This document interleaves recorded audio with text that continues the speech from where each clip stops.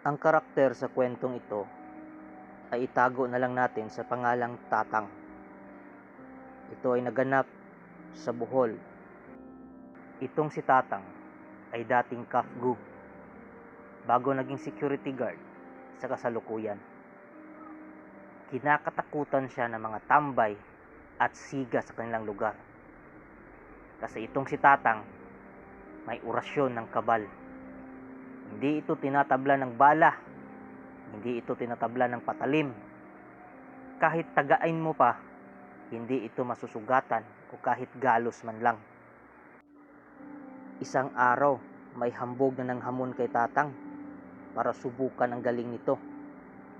Ang estilo ni Tatang, kayong dalawa, magtatali sa bawat dulo ng lubid para walang takbuhan. Siyempre, lugi yung naghahamon kasi si Tatang hindi tinatablan. Kaya wala nang kumakasa dito, wala na naghahamon. Itong asawa niya ay mahilig makinig sa vlog ni Father Darwin Gitgano, isang exorcist priest sa Bohol. At sinishare niya kay Tatang ang mga video. Galit na galit si Tatang pag nakakita siya o narinig niya yung mga homily o yung mga experience ni Father Darwin. Ayaw na ayaw niyang makinig sa catechism lectures ni Father Darwin. Yung parang may sumusulsul sa kanya.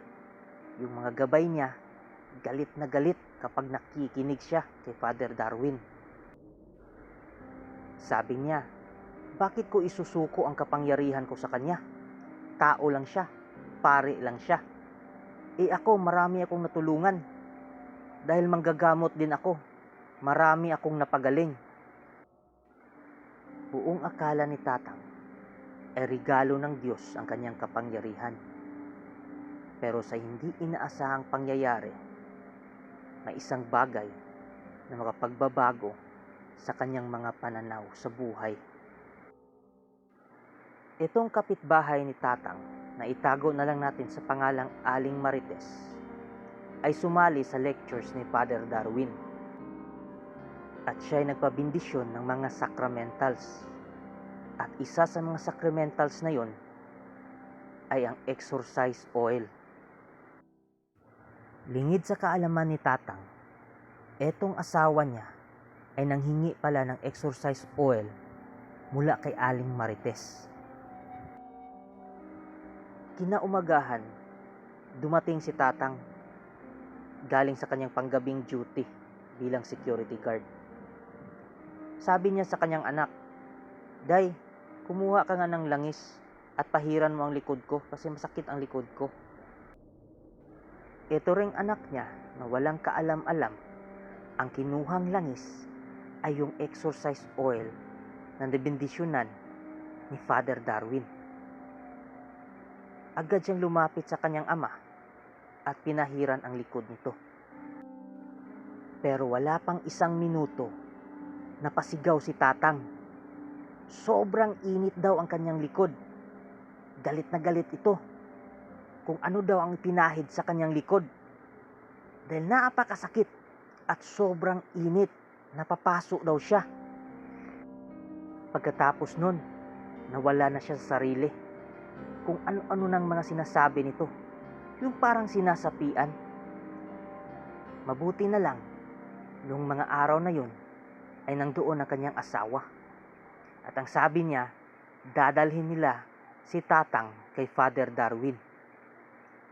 Pero ora mismo, sumagot yung nakasapi kay Tatang, "Do not bring me to Darwin." Nagtaka yung pamilya niya kasi English speaking na si Tatang. Sa tagal-tagal nilang magkasama bilang mag-asawa, hindi pa niya narinig itong si Tatang na nag-i-Ingles. Tapos, saktong-sakto pa yung grammar. At doon, kumbinsido na talaga ang kanyang asawa na sinasapian na si Tatang at hindi na siya ang nasa loob ng katawan nito. Ang buong exorcism session ay vinidyo ng asawa ni Tatang. At nung nagkaulirat na siya at bumalik na siya sa kanyang wisyo, ay pinakita niya sa kanyang asawa. Hindi makapaniwala si Tatang kasi ang huling memorya niya ay yung utusan niya ang kanyang anak na magpapahid ng langis sa likod. Mula noon, isinuko na ni Tatang kay Father Darwin ang lahat ng kanyang orasyon, libreta, pati na yung baon na walang mata na gamit niya sa pangsabulag bilang security guard. Lahat ng gamit niya sa okultismo, sinunog nila.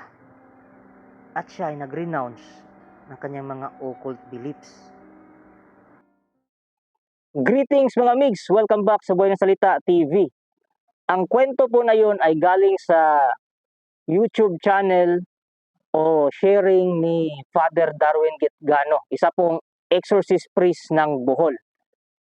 Ayon sa kanya, napakarami na raw mga sumuko sa kanya na albularyo at nagbalik loob sa simbahan.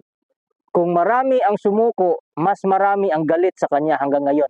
Kasi yung mga taong yan, hindi pa rin nila matanggap na hindi galing sa Diyos ang kanilang kapangyarihan. Hindi ko naman nilalahat.